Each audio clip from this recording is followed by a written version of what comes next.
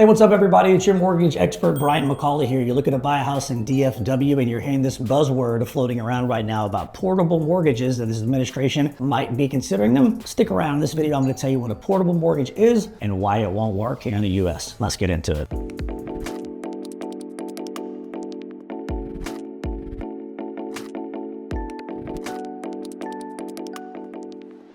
The 2026 housing market, specifically in DFW, is looking for any type of relief that it can get. Lower interest rates, 50-year mortgages, portable mortgages, sellers making some of the payments for the buyers. FHA is dropping something soon, which I'm going to do a new video on about how sellers can give concessions and help subsidize the payment. No, not at a temporary buy down, but on the front end for the escrow. But in this specific video, I'm going to talk about portable mortgages, porting a mortgage.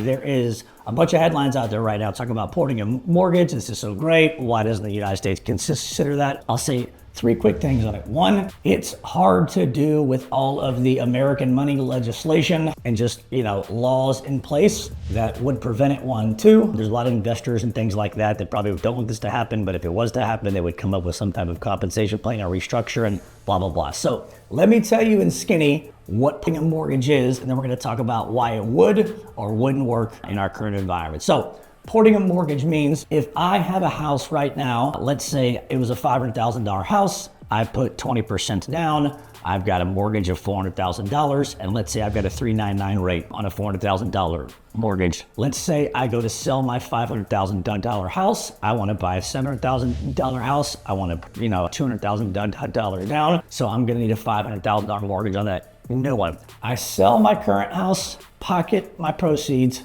take the $400,000 mortgage at what I say 3.99 interest rate on that one, and I port it and move it over to the new one. Now, that's what porting a mortgage is. Simple, easy, and clean. It's the existing mortgage with the existing rate that you have. When you sell a property, you get to port that mortgage for the amount and whatever the rate is over to the new house. And then the second piece is whatever the additional mortgage is that's needed. So let's say in this scenario, again, I bought a $7,000 house, put 200 grand down. So I need a $500,000 mortgage. I've already got $400,000 of it, 3.99. I need 100 grand. That 100 grand would come as a second mortgage blended together with the 3.99, and I would get whatever the market rate is in $100,000 today, call it 6.99. So effectively, I would have two mortgages on my new house. I would have my old mortgage, 400,000, 3.99.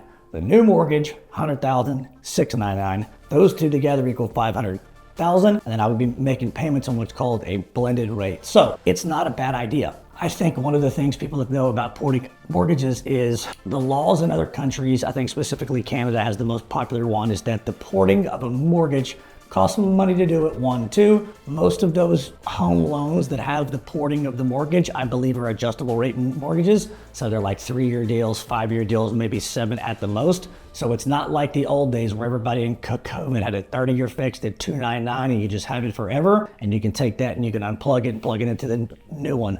Porting is a good idea. It's a short-term solution. Even if they brought it over here, again, most of those being 3, 7, or 5-year arms. If you've had the mortgage for 3, 4, 5 years, it's a 5 to 7-year arm. Even if you ported it over, there probably wouldn't be that much time left on it, and so you'd have to refinance the entire note. But in theory, it would be better than taking an entire note at a current rate of whatever it is now, because it's cheaper. But it's short term. There are a lot of layers for subordination, financing, and all these things. I personally don't know, like, when you transfer it over, does it start over? What about if you wanted to sell your house and, can you port a mortgage over to an existing new house that maybe not the exact same? Like, what if you're buying an investment property or a primary to primary? There's all these rules. I don't think porting will work over here. I think there's too much red tape. And I think also, like, the way that financial compensation and structure and everything is set up right now, it would have to be changed. I'm fine with change. I've been through the subprime crash. I've been through Wall Street reform. I've been through Dodd-Frank. So I don't necessarily think change in compensation would be a bad thing. I think it could be restructured as long as it benefits the consumer. But porting a mortgage is really, really hard to do. So they may try to introduce a version of porting over here, which is allowing somebody to potentially, do 50% of whatever the current mortgage is with the new one, blend them together to make it cheaper. They might allow you to do all of it, but they might charge a fee. If the fee is expensive, who pays for it? Would it be the consumer moving the mortgage? Would it be the seller selling the house to the new buyer? Then could you make that a seller concession? So that way, if there's a fee associated with moving an old mortgage to a new house, you can get the seller to pay for it. There's a million hypotheticals that are going around to try to figure out exactly if this was to be implemented, how would it be done? What's going on with the investors? Would they allow it? What are the red tapes? What are the fees? Yada, yada, yada. So, and skinny, I don't think it'll work as is. Long term, could it work? I like the idea and I'm open to it. I think a lot of people right now have competitive interest rates. And if they could somehow benefit from moving some or all of the existing rate and mortgage to part or some of a new home and a new mortgage, I think it would encourage them to buy and sell. And I think it would open up the housing market. I don't know if that'll happen. If it does, I'd be excited to see it. My perspective on this is still the same thing. They're looking for lower interest rates. I like it. 50-year mortgage, I don't like it. Porting, I think it's okay. I still have yet to see the solution that I want to see, which is I want sellers, not buyers, sellers to receive either a tax credit if they sell their house once every 5 years. So let's say a $35,000 tax credit if you're a seller and you sell your house. Or for sellers out there that are selling their properties for the next 24 months, no capital gains tax on any proceeds on any residential property type. Primary, secondary, investment. The reason I like the last two better is they're easier to control. If you're a seller out there and you've got a 399 rate and you wanted to buy a new house at a 699 rate, if you were gonna make, let's just call it $750,000 in the selling of your house, you're married,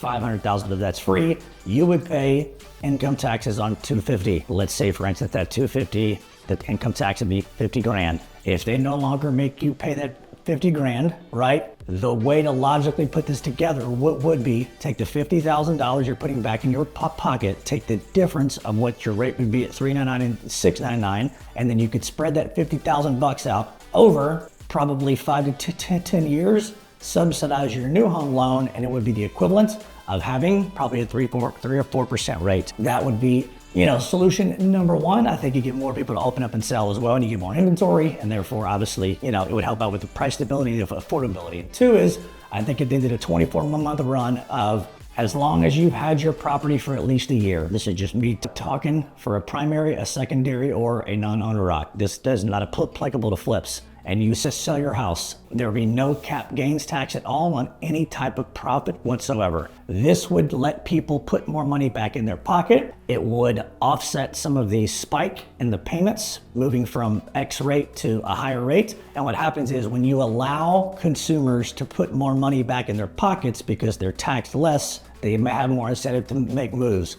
So everybody's frustration of saying, hey, if I sell my house, I've got a 399 rate, I've got to pay $50,000 in capital gains tax, and now I've got to go over here and get a new house at a 699 rate. It's just too much of a loss. I lose the low rate in payment, I got to pay money on my taxes, and I got to start all back over with a higher deal. If you allow them to keep that 50 grand in their pocket and just say, hey, I can use that as subsidy money or offset money in order to either buy the rate down or just obviously do the math and the difference of the payments, I think that would really open up the market tremendously. And I'm hoping that something like that gets out there to the administration so that they will consider eliminating some of these taxes, which will put more money back in folks' pockets and give sellers more incentive to sell and list. So portable mortgages, porting mortgages, I would not hold my breath. I think 26 is gonna be better. I think we'll see more of a boom. I think you'll see rates drop pretty strong after May when Jerome Powell gets replaced. And I think you'll see a nice 12 to 18 month run. So be prepared, have a plan, talk to an expert. Whatever you do, stop renting. Remember, the interest rate on rent is 100%. You're paying the landlord's mortgage. You have to stop that. If you want to have a conversation around buying a house, selling a house, refinancing a house, getting pre-approved, or just don't know where to start, do us a favor. I've been doing this 21 years and I'm also a certified planner. Call us, email us, text us. We will get together a plan for you. Appreciate you guys watching. Until next time, stay tuned.